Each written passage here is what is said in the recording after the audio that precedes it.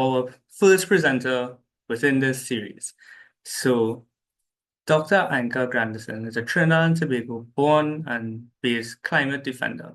She's a climate change adaptation specialist and has over 10 years of experience working in climate change and environment management in the Caribbean and Pacific small island developing states.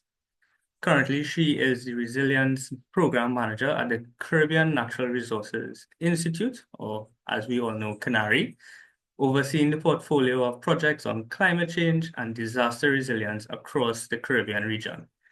She also co-convenes the Caribbean Climate Justice Alliance, which brings together over 65 civil society organizations, grassroots leaders and activists, academics, creatives, media, and non-state actors to promote climate justice. Ainka has a PhD in Resource Management and Geography from the University of Melbourne, Australia, MSc in Conservation Biology and Sustainable Development from the University of Wisconsin, Madison, and a BA with honors, guys, in Geography from the University of Cambridge, UK. So allow me to please hand it over to Ainka. Thanks very much for that introduction, Kivan. Good day, everybody. It's really great to be here and to have the opportunity to present as part of this webinar series. Just let me know if everybody can hear me okay. Yes, hearing you great. Okay, so I'm going to pull up some slides that I pulled together, and hopefully those will also work well. Yes. So I'm going to be talking about locally led adaptation in the Caribbean, a business unusual approach. But before I get going talking about this, I wanted to just say a little bit about CANARI that I work for in case people are not familiar. So we're a regional independent nonprofit that's based in Trinidad that has worked for over 35 years across the islands. We promote and facilitate stakeholder participation and stewardship of natural resources for equitable, sustainable, and resilient development. And our work centers around four main themes currently, which is biodiversity and ecosystems, equity and justice, participatory governance, and resilience. And under that resilience work, which I manage, we focus on locally led adaptation as a key approach along with ecosystem-based adaptation. So I thought it would be useful to start off by discussing what we actually mean by locally led adaptation, as not everyone is necessarily familiar with this lingo. So locally led adaptation, or LLA for short, really seeks to empower local actors, including frontline communities, small and micro enterprises, local resource users, and others at that level, and unlock their potential to develop and implement solutions to adapt to climate change. So it really builds on previous work that focused on community-based adaptation, but broadens that to include other local actors like local governments, including district and village councils that are important to take in action at the local level. So the focus is on three things: shifting power to local actors and giving those communities on the front lines of the climate crisis a voice in decisions, demanding greater efforts and commitment to put more resources, including funding, into the hands of communities and other local actors to support local adaptation, and then catalyzing adaptation that's effective, just, and sustainable. So we draw on a set of 8 principles, which have been developed by the Global Commission on Adaptation with a range of different actors to guide our work on locally led adaptation. And over 130 organizations globally, including CANARI and other allies, have endorsed these principles. And they include these four kind of eight areas of focus on one, developing decision making to the lowest appropriate level, two, addressing structural inequalities faced by women, youth, persons with disabilities, indigenous peoples, the LGBTQ community, and other marginalized groups. Three, providing patient and predictable funding that can be accessed more easily. Four, investing in local capacities, recognizing that we need strong local organizations to implement adaptation effectively. We also focus on building a robust understanding of climate risk and uncertainty, particularly at the local level. And then there's a focus also on flexible program and learning, ensuring transparency and accountability, and collaborative action and investment. And these principles do include a focus on climate and social justice, particularly under Principle 1 on devolving decision making, Principle 2 on addressing structural inequalities, and Principle 7 on transparency and accountability, with a focus on how we finance, design, and deliver adaptation effectively. So I've tried to outline some clear linkages between locally led adaptation and climate justice, as I know, this is being hosted through the Caribbean Climate Justice Alliance, and it's important to have a framework to think about these linkages. So three things that we can think about are procedural justice, which focuses on participation and inclusion. And so, for example, whether frontline communities are integrally involved in decision making about adaptation. And then we can think about distributive justice, which involves the fair distribution of resources. And for example, whether the most vulnerable communities, marginalized communities, are receiving the benefits of adaptation along with wider civil society. And then the third area that we can look at is reparative or restorative justice, which is about repairing harm. So here we think about whether those responsible for climate change are also responsible for supporting adaptation and any loss and damage that's being experienced. So here are a few quick examples, because I'm going to delve into a specific program that we're working on as an example, but just kind of broadly the kinds of things that count as locally led adaptation in the region. So it can include things like documenting indigenous and local knowledge, helping to identify climate impacts and vulnerabilities at the local level, and planning and taking specific adaptation actions with frontline communities, community groups, NGOs, etc. For example, at the bottom right, you see a photo of setting up community nurseries and replanting hillsides and mangroves along the coast to reduce erosion and flooding, and also to sustain livelihoods. So that's kind of what locally led adaptation is all about. And I wanted to now hone in on a specific global program that CANARI is partnering on generating ambition for locally led adaptation, GALA for short, and talk a little bit about that and how we're trying to scale up LLA. So this program supports transformative actions to adapt and build the resilience of communities threatened by the climate crisis, as well as looking at the evidence to influence finance and the policy landscape to increase ambition globally around locally led adaptation. It's a 15 million euro partnership between the government of Netherlands, which is the primary funder, and the International Institute for Environment and Development, and 9 other partners, including CANARI, who are the implementing entities. And this program is being executed across 5 years from 2023 to 2028.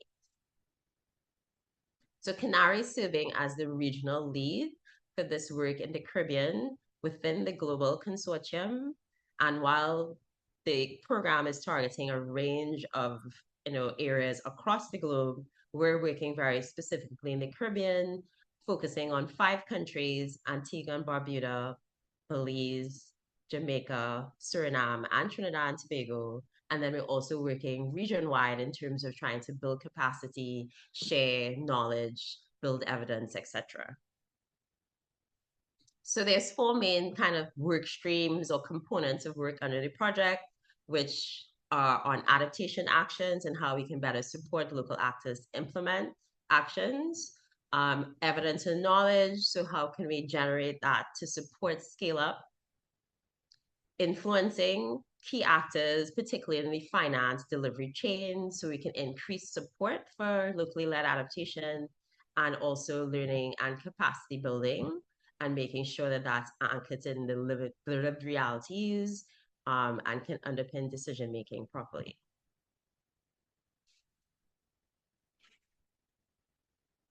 So if our Gala program is really seeking to be transformative, then we can't do the same conventional things that we usually do. And we need to think outside of the box and find ways to be business unusual. And so in the next slides, I wanted to kind of reflect and share a few ways in which LLA can be business unusual and some practical examples and lessons that we've learned so far from the Gala program that's been really sort of implementing this work in the last sort of year or so. As we spent the first year or so actually planning and designing what we wanted to do. So the first way that you can be business unusual and really be more transformative is co-designing and planning of LLA actions with local actors, including the most vulnerable and marginalized groups and communities, and ensuring that it, is relevant to the local context, reflects local realities and needs, and that it's also a very sort of bottom up and participatory process. So a quick example here is that under the Gala program, we actually developed this 5-year program of work with those 4 work streams and all the different activities that the different partners want to do, in collaboration with each other, with civil society partners from the grassroots level all the way to the global level over a 12-month period at the beginning of the program. And it was very interesting because this process is actually facilitated by the fact that the funder, the government of Netherlands, is actually very open and flexible, and they actually allowed the consortium to submit a proposal that was very vague, approve it, and then said you could spend the first year actually deciding what you want to do and be funded to do that. And that's something that you don't often see funders actually support. So that was a very interesting process. And I think that's definitely business unusual. The other thing is really thinking about shared decision making that engages those on the front lines and ensures their priorities are addressed and local, and that there's local oversight and leadership. So one practical example from the program in the Caribbean is that we set up a regional advisory committee, that includes CANARI and the 7 local civil society partners that we're working with. And this committee meets semi-annually to review and plan activities and to monitor and evaluate the program via participatory process. And this committee then kind of reports up to the global level where there's a decision committee and an operations committee for the whole global consortium as well. So that's one way that there's shared decision making.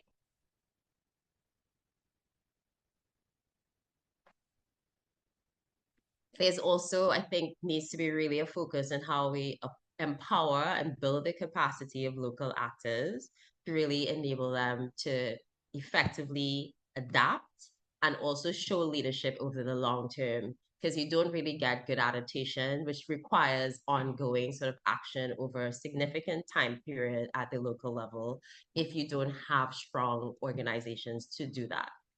So under the Gala program, there's been a really strong cross-cutting focus across all of the different work streams on how do we build capacity of local actors, from those on the front lines to enterprises to local government agencies and councils, and also thinking about how we also integrate indigenous and local knowledge and practices and empower local actors to generate their own evidence, for example. So we've been doing some work around how to build capacity for citizen science and citizen journalism, even so that people can report on what they're finding. They can do their own monitoring and evaluation. They can document and communicate what's happening on the ground. And so that's also, I think, much more business than usual than the way that we often approach these things. And that's happening across the consortium. So there's also some really interesting case studies and examples from other partners' work in Asia, in Africa, and Latin America as well. So getting the money where it matters and to those that need it most is also really important. And under the program, there's been a really big focus on taking a really patient, flexible, programmatic approach and providing grants, but also doing partnership agreements that are tailored to the needs and capacities of different local actors and making sure that we get the money down to the ground, but it's done so in a really sensitive and tailored way that matches the context. In addition, the program also has provided an opportunity to pilot more innovative trust-based financing models. And also there's also quite a big focus under the influencing work stream on how do we advocate to funders to reimagine their mechanisms for delivering and getting funds down to the ground, but also how you scale up the amount of money to support LLA. As we know from all of the reports that have been coming in, that there's a significant gap in terms of the amount of finance globally that's being provided for adaptation. And there's really need to address that and particularly ensure that a good chunk of that's actually getting to the local level to support those who are most vulnerable and on the front lines. And then another thing that's really important is thinking about how you integrate gender equity, address disability, and ensure social inclusion in a systematic way across your LLA actions. And so this has been really a priority under the GALA program, and different ways that we've been looking at that is building capacity so people understand how to be gender responsive and inclusive in terms of their adaptation actions, actually collecting gender and socioeconomic disaggregated data to inform the work, and also seeking to specifically address the differentiated impacts on women, on youth, on persons with disabilities, and other vulnerable groups as part of the work. And thinking more broadly as well, how do we address the enabling conditions, the inequities that happen more broadly that cause there to be all of these problems? And so there's also a focus on how do we advocate and influence, for example, at the national level through looking at how national adaptation plans are developed and rolled out, and also looking at climate finance strategies at national to global levels and how we can make sure that it's factoring in equity and social inclusion. And then last but not least, transparency and mutual accountability is really important to consider if you want to be business unusual and to ensure that there's a more transformative approach to the work that you're doing. And this is both accountability upwards to funders and, for example, to government agencies that coordinate adaptation in a country, but also downwards to those on the front lines who are the ones that we're meant to be helping. So under the GALA program, we're looking at piloting a 360-degree accountability approach, which looks at having all of the different actors in the delivery chain actually assess each other. And therefore you get a 360 perspective of how you're doing, and you're getting that sort of mutual accountability because you're not just reporting to the donor and telling them we did great work, but you're asking the community if this actually benefited them, what they thought, how could the processes be improved. And then there's also a focus on promoting more ethical and equitable partnerships to ensure trust, transparency, support collaboration, and actually be more radical in terms of addressing power imbalances among funders, among intermediaries, and those that are implementing maybe at a regional and national level, and the local actors on the front lines that are meant to be benefiting, but also engaging as part of the process and driving the process because we want it to be bottom up. So those are some of the big things that we've been kind of considering and trying to do in terms of our ways of working that are much more business unusual and trying to kind of push the needle and shift the way that things are being done in terms of implementing locally led adaptation. And so my final slide is just to highlight a few key challenges that we faced so far, because obviously the project is ongoing and nothing is perfect and rolled out exactly as you intend. And so I wanted to highlight a few things. So firstly, we've had to be really aware and sensitive of stakeholder fatigue.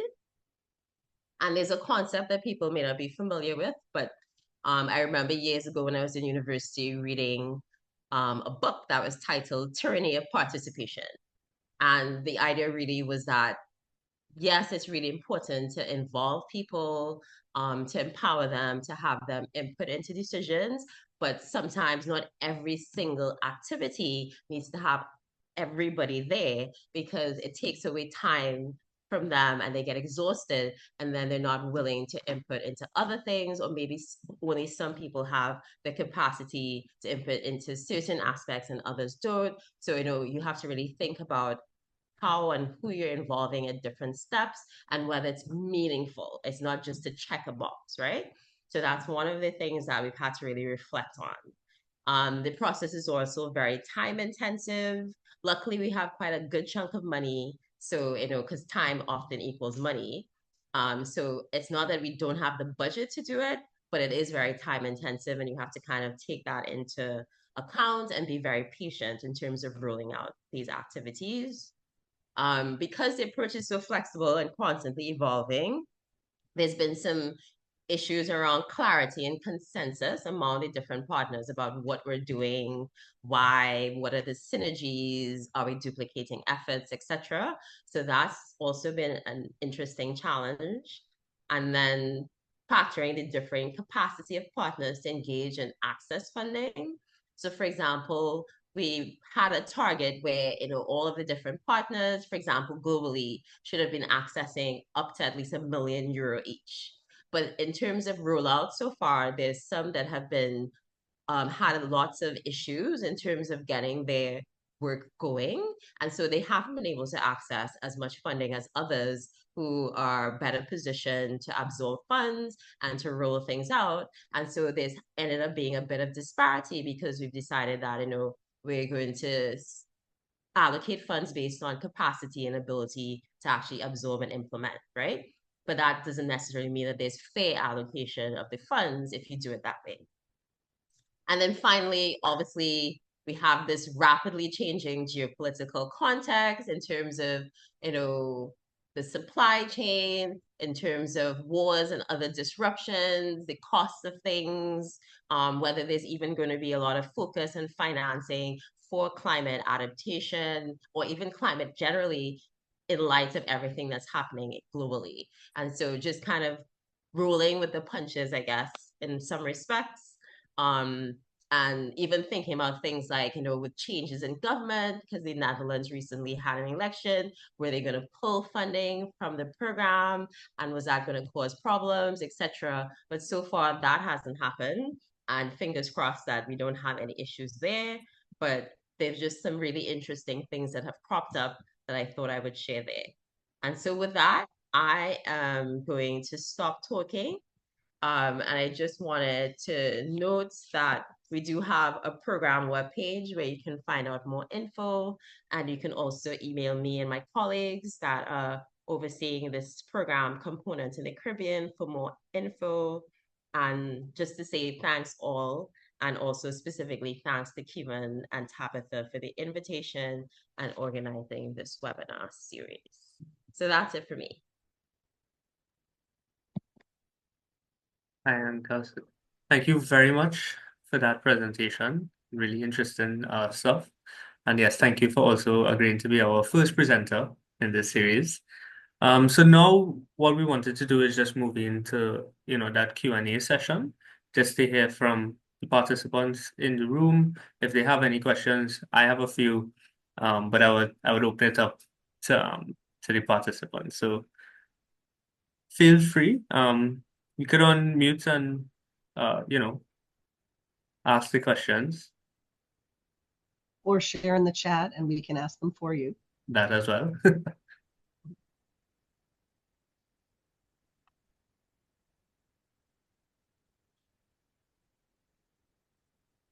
So I think Well, someone just dropped off, but Yeah, yeah.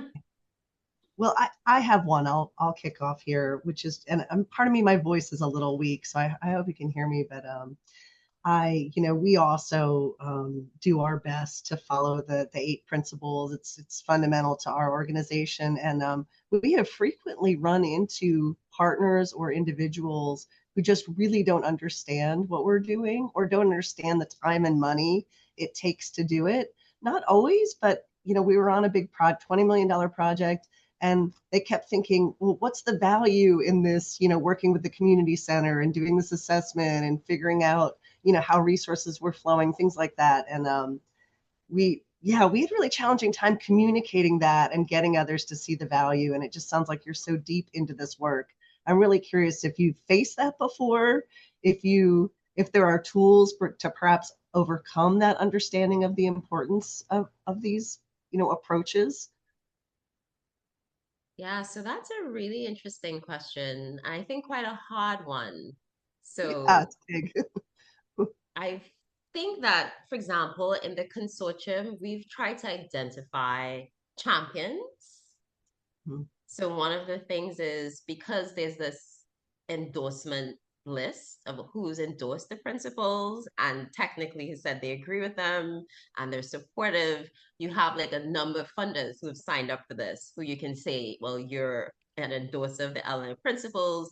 Clearly you value this. And so we're not expecting to get lots of pushback and questions if Right. someone that's endorsed, like the Adaptation Fund, like the government of Netherlands, like even the World Bank, etc., have endorsed, that they shouldn't be asking those hard questions because obviously they're supportive.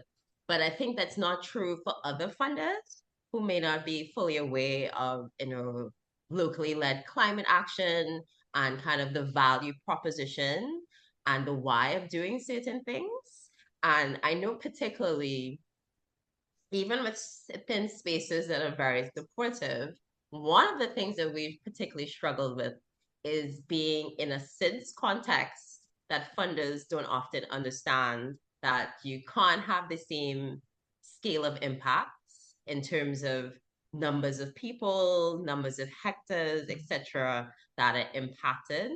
And things cost way more in an island setting in terms of getting people to move around. Hosting a regional workshop costs a ton of money that you wouldn't expect, right? Because it's just really expensive within that island space. So we've definitely faced challenges, but I think the strategy that we use is we kind of target those that we expect to be particularly supportive and also think a lot in terms of how we communicate and engage as well, and make sure we have a clear strategy for that whenever we're trying to implement this work. Um, and, you know, if there's advocacy, then we might advocate to those where we're getting a lot of pushback and try to find ways to present them with data, with policy briefs, with various communication products that can convince them that this actually makes sense. So, great question. There's no silver bullet in terms of how you address it, but just a few things that we've kind of thought about and tried to do as part of navigating. Well, and I thought it linked to a little bit to I thought really interesting point you made about allowing an applicant to maybe not be as specific, that I was so impressed that a funder, because that's also a classic, I think thing that we face, that it takes, if you're gonna follow those principles and work in that space, it takes time, it takes patience. It's, writing a fancy proposal isn't necessarily the skill set you're going for there, right? You're going for local knowledge. So anyway, I thought that was also a great kind of like bridge that gap, right? That funder clearly understood the principles, right? And they were focused on achieving that goal as opposed to some bureaucratic check the box kind of an approach. So that's a good example. Yeah. And they're the only one so far that I've worked with that has done that. So it's very sort of game changing, Mm-hmm. business unusual kind of approach. And hopefully Right. others see value in that and are willing to Yeah. also design similar types of, calls for proposals and set up their grants to work more like that. Yeah, I was now going to say that. Like that was amazing to be able to, after getting the approval for the proposal, then to flesh out all the final details. Because a lot of funders, organizations, they request very, very granular details from the get-go. And then you're like, well, how do I engage a community, get them almost excited about it because once they get the information, they're going to be excited about it. But then tell them, well, it wasn't approved. It's also got a little bit of managing expectations at the community Yeah. level as well, because we've faced that numerous times. Yeah. So yeah, so that was actually refreshing to hear that there are organizations out there that has that approach. But did they I mean, I guess just for curiosity, this is not my question by the way, but did they have any caveats after the first approval in terms of fleshing out the details? Because I assume they they may want to review before they give that final sign off to go forward. Yeah, so we did have to do an inception report after year one, Right. which then kind of fleshed out, well, we had a big meeting, lots of different consultations, and now we're presenting our ideas for what we want to do. We're doing those 4 work streams that I presented. These are our aims, etc. These are the big key outcomes. This is our theory of change that we workshopped with everybody, for example. So all of those things then got pulled together with an activity table with what the different partners in the different countries are doing, what countries they're focusing or regions they're focusing on. So all of that got defined in an inception report and submitted to them for approval. Okay, that's nice. And then, so yeah, getting to my actual questions here now. If you were to liaise with a small organization that is, they have local adaptation knowledge and they're trying to get access to funding and move forward, what would be your recommendation to them? So I think kind of understanding what is out there and available and makes sense for them. Because I think sometimes, so there's two things. I think sometimes people are too ambitious, but then also you have to be practical in terms of like what's available. And then there's also, I think there's some issues in terms of the funding landscape where I think there's not enough opportunity. So I'll kind of explain what I mean. So I would say, generally speaking, when we've done reviews of the funding landscape in the Caribbean, the Jeff Small Grant Program comes out as way ahead in terms of top of the list for funding small local NGOs to do climate, environmental, community development work. And the reason is they're easily accessible in the sense that they have coordinators, programs in each of the islands. They have teams that you can liaise with. They do, info sessions where you can get a sense of what you can do. Sometimes they do some write shops in terms of how you actually submit to them. And there's like, a manageable amount of money because many of these small organizations, until they get a track record, they can't really be going after more than 50,000 US, right? And so that makes a lot of sense, although I think the process could be streamlined a bit more to make it easier to access, but it's certainly one of the top funding sources. But then what you see is that after that, there's some other funders like the EBA facility managed by the Caribbean Biodiversity Fund that could be a source of funding, but they kind of now start at like 250 plus in terms of the funding that they provide. So now you need to be a much higher capacity NGO that has a track record to be able to access that funding. And just having access, a couple Jeff Small Grant Program grants is not enough to show that track record that you can manage that much money. So one of the things that we noted when we did a scoping is, why is there this big gap? Who's providing the 50 to 250 medium-sized grants, right? That actually allows people to step up from that 50,000 level and then get a 100,000 grant, get that under their belt, and then go for something bigger. So that's one of the things that we're seeing in terms of just kind of how you access funding. And I think also just, being able to connect with people who know the finance landscape and are able to tell you these are some of the places you can go to look for funding. There's even maybe a couple government funded little, programs that you can access depending on where you are, etc. And so I think having that resource and then kind of understanding capacity and where you fit into the landscape, but also doing some advocacy, because we've been advocating that it needs to be more in that middle range in terms of grants provided. So also trying to sort of reform the system a bit more. And I also think groups like CANARI and others who try to provide capacity building for groups on how to write concept notes, how to write proposals, how to be able to mobilize resources is also really important, because a lot of small NGOs just don't have the staff and capacity to do those things, right? And so being able to try and help build that capacity so they can do it is really important. Yeah, totally agree. And then, well, I guess just something to add as well to that conversation is also partnering with those larger entities as well. So yeah, definitely good advice there. Something I've seen, and I wonder if there's resources out there, is the challenges around like bookkeeping and audits that are required for some of those grants. And sometimes we've been able to run the money in a different way, or like you said, some capacity building, but I don't widely see resources out there to help NGOs for that. Is that something that's out there to help understanding how to keep the books of a nonprofit and how to manage grants and things? So no, it's not often included. And so it is an area that we actually try to advocate for.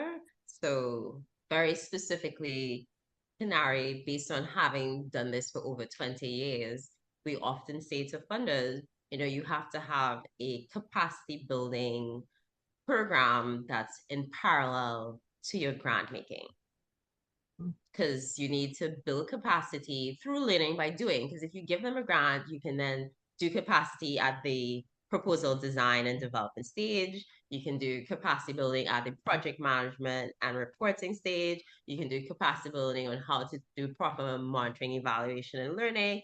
And you can do capacity building on financial management, procurement management, all of these things to make sure that they're able to do it effectively. So at the end of this whole kind of process, they are then able to, they're stronger. And if they've completed it successfully, they should be able to go for something a bit bigger, right? And so that's something we always say works really well in tandem, but then funders have to design their programs differently to be able to include that as something that should happen and set aside funding to support it, either as part of how you do the work, because it's integrated, for example, in how we do the work under the GALA program, or you actually have a separate capacity building technical assistance kind of stream that supports the stuff that the grantees are doing. Yeah, and then I'll just add as well, I mean, the different funding agencies within the Caribbean alone, they all have different reporting guidelines. So that also that adds a layer of complexity in that whole capacity building program, because then, like you're saying, after you've accessed up to the 50,000 and now you're going after the 250, and it's a whole different reporting style. So, how do we, and that's probably something we need to advocate for, is just like standardized reporting processes across all funders, and maybe tiered by project size or something like that. But yeah. Definitely. 100% agree. Right. And then, well, I just had one. This is just more to get feedback from you on how the project has been going. But what would you say, on in your personal experience with the project, has been the biggest win thus far? Something unexpected. Mm. I mean, I think the biggest win has really been the opportunity for knowledge exchange and learning south, because there's a lot of very high capacity, innovative NGOs operating in like Africa, operating in Southeast Asia, even in the Pacific, although we don't have a specific Pacific partner. Although we're working with like Save the Children that has projects in the South Pacific as part of the consortium. So that has been really interesting because there's so much you can learn. So the 360 accountability pilot and the work on like more ethical, radical partnerships is being driven by groups in other regions. And we're sort of reading their guidance, checking out the materials that they've developed, and then trying to pilot it in the Caribbean. So we're learning a lot about different ways that you can do things, and that there's like some really interesting work out there that you're not necessarily connected to unless you're part of something like this global consortium where you can really build on each other's kind of strengths and really get to do something really interesting and transformative in terms of what you do. So I think that has been something that we didn't expect to necessarily get out of it. Obviously, learning, capacity building, etc., was something we thought about, but we didn't expect it to be this extensive in terms of the opportunity to really learn about all these different tools, ways of doing things, even ways of just how people set up their committees, their governance systems, how they do their annual sort of monitoring, accountability, evaluation, like lots of different styles and different ways to do things. So that's been really, really interesting as part of the process. Yeah, that does. That sounds like a topic for another webinar for sure. I would love to hear some of those innovative um, pieces that you're discovering. It's really neat. Yeah, it's really good. And I mean, maybe I can connect co-students that are in this space, because there is a global community of practice where they share insights and stuff on LLA. And all those persons that have endorsed the principles, I think, are generally invited to join the community of practice. And all of the partners in this program are part of it, etc. And it's huge because it's everybody who's endorsed. And so there's, I think, opportunities to also connect at that level and learn more about what different people are doing, etc., through that community of practice. Yeah, that definitely sounds good. So we could probably chat more on that now, Anchor, for sure. But so just wanted to check in with our participants if they have any questions. I know Tabitha and I have been asking Anchor so many questions so far. Right? Doesn't seem like we have any questions. So that means it was a very good and informative session, Ainka. So thank you once again. It's really, really, truly appreciate your presentation and just in general knowledge sharing that we've done in this webinar. Tabitha, I don't know if you had anything you wanted to add. Well, just don't forget our next couple slides here about next Yeah. steps. Thank So you. It's great. yep. So thanks again, Anka. We just wanted to ask all the participants just to stay on. We wanted to just get some feedback from you guys as well as to promote our remaining sessions that we have. We have 3 more sessions started for this year. So let me just